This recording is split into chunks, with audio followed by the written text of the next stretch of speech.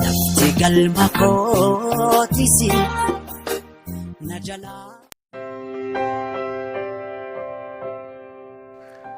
Jaalala dhugaa.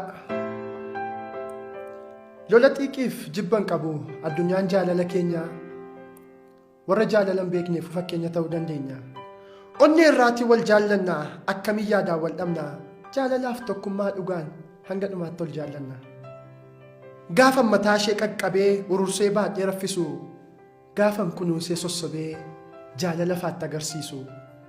Isheenis yaadaan godaantee waanuma naaf taatu dhabdi. Gammachuudhaan haguugamtee rifeensa konaaf qaqqabdi.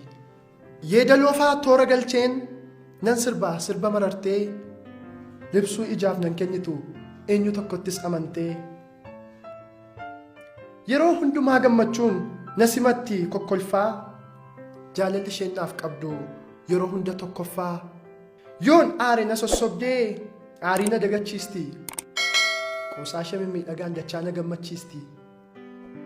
Muuziqaaf haa banattee shaggooyyee geelloof tirrii guyyaa tokko yaadattu waa'ee hanqina birrii. Yeroo tokkoof nyaara ishee kan hin xaxne wal jalaa walumaa gala isheetu gammachuudhaaf jaalala. Utuun isheen arganne biyyoo kamtu na nyaata. Jaalalli keenya har'as boris itti fufee jiraata.